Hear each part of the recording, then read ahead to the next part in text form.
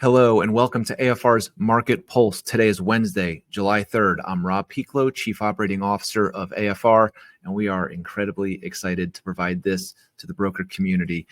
We've created AFR Market Pulse as an opportunity for the broker community and loan officers to gain some insight, kind of a peek behind the curtain of how the secondary mortgage markets work and how it affects your business, how it affects rates. And we're going to go over economic data, go over pricing, but more importantly, we're going to provide one bit of insight as to how the secondary mortgage markets work, or some tidbit that can help you with your business and gain an edge on the competition. So we have a good one for you today. We're going to get right into the data here. Today was a big one. So let's get into the charts here. I'll even make it bigger for you guys. And we're looking at some green on our screen. We're excited to launch AFR's Market Pulse with some green on the screen. It's never great when you're launching something and it's red. So we're looking at this, and granted, now Friday and Monday, we saw a significant sell-off. You see that here in this big drop.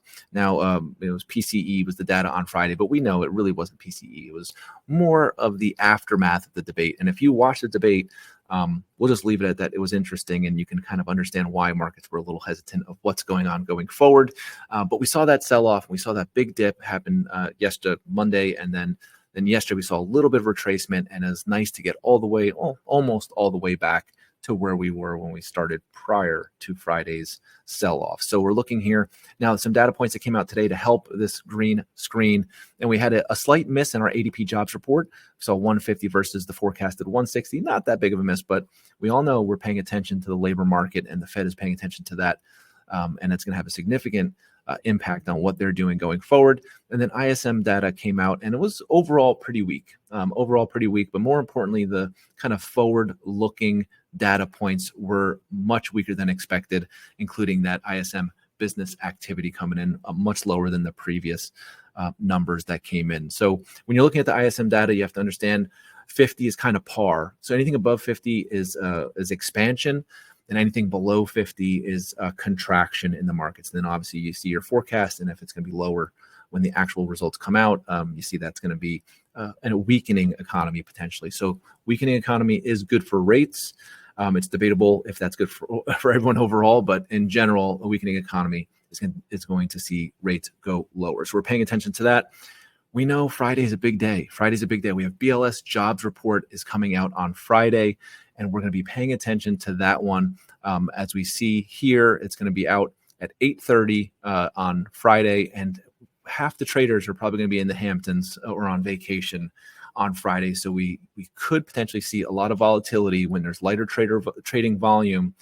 You can see bigger swings. So I wouldn't panic too much regardless of the way rates move on Friday. We're really going to look at it on Monday and see how things settle in. So we did want to touch base on one item today. Let me shift back here.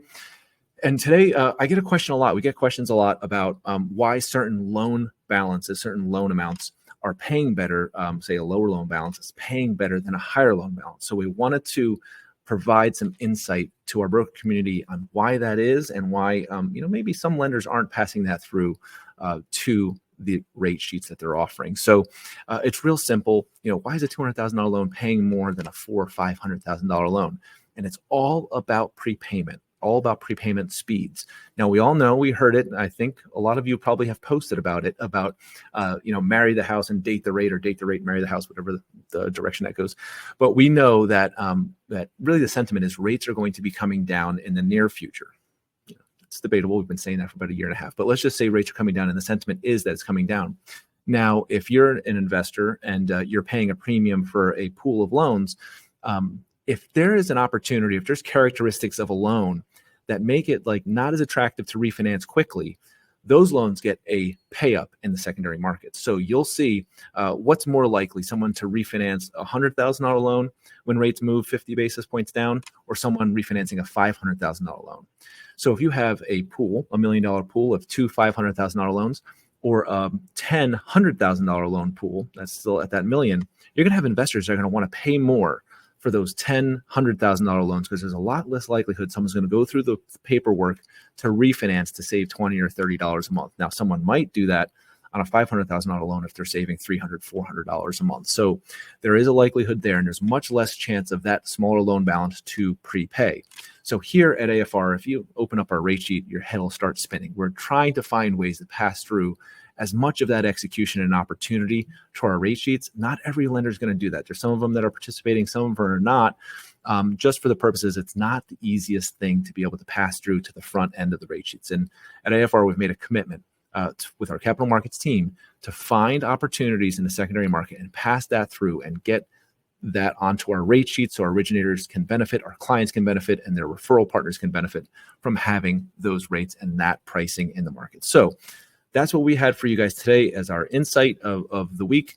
We're going to be back next week, most likely on Wednesday again for AFR Market Pulse. We're going to be talking BLS jobs report and see what the aftermath of this report on Friday is going to be. So we're excited to provide that information to you and see which direction these rates are going. So predictions, crystal balls, we'll save that for the paid subscription guys. But we do know that there's going to be volatility, and it's always better to err on the side of lock. If your customers are ready to lock, we always want to say lock. It's much easier to ask for forgiveness than it is to ask for a time machine. So we know that rule here. So if we do have a miss, though, we would expect to see this trend to continue. We saw this pop up and hit the top end of our range. We hit our top end of the range on Tuesday, and now we've come down. So that's a positive sign. So if we do have a BLS jobs miss, you should see some more green on your screens.